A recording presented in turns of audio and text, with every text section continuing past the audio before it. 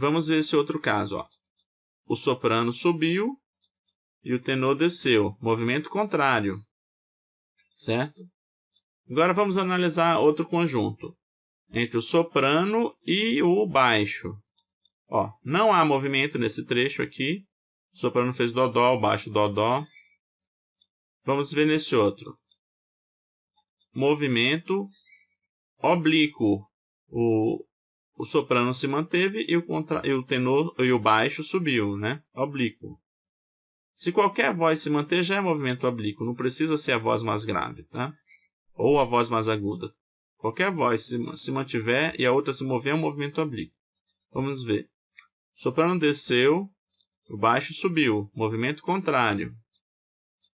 Soprano subiu, o baixo desceu. Movimento contrário. Então, analisamos esse trecho.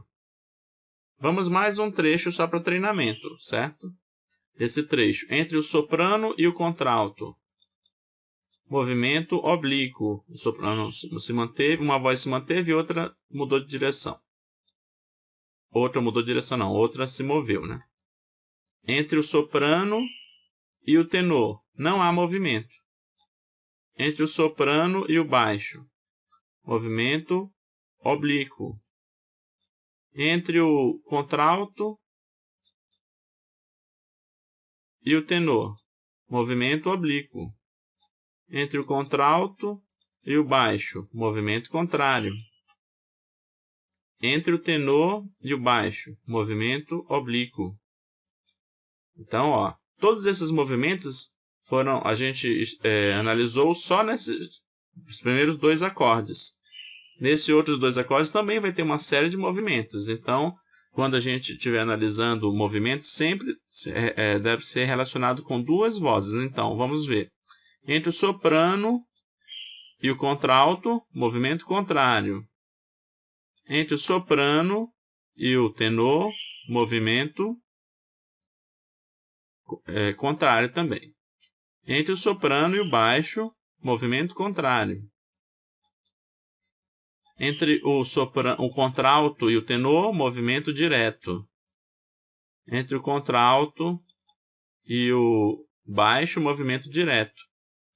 Entre o baixo e o tenor, movimento direto também. Entre o tenor e o baixo, né, movimento direto.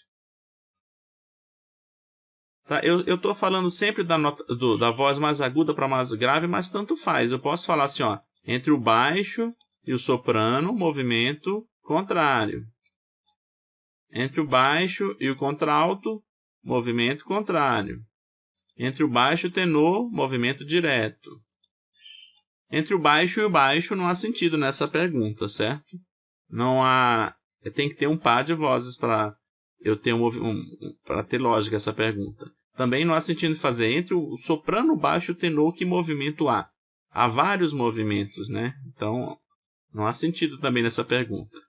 Então, ó, entre o soprano e o contralto, movimento oblíquo. Entre o soprano e o tenor, não há movimento. Entre o soprano e o baixo, não há movimento.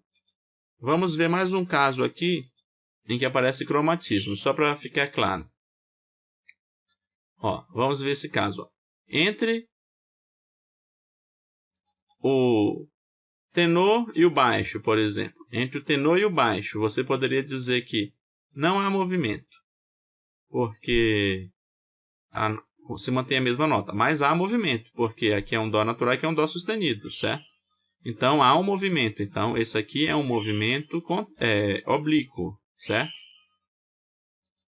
Tudo bem? Então, isso é uma coisa importante. Vamos ver um outro exemplo aqui que tenho aqui interessante. É esse daqui, ó. Duas vozes vão para a mesma direção e coincidem em uma nota. Então, ó, o tenor vai para o sol, vai para o fá, e o mi vai para o fá. Então, se encontra. Isso aqui é movimento contrário, normal, não tem nenhum segredo. É só uma curiosidade que a nota se encontra. Bem, é isso.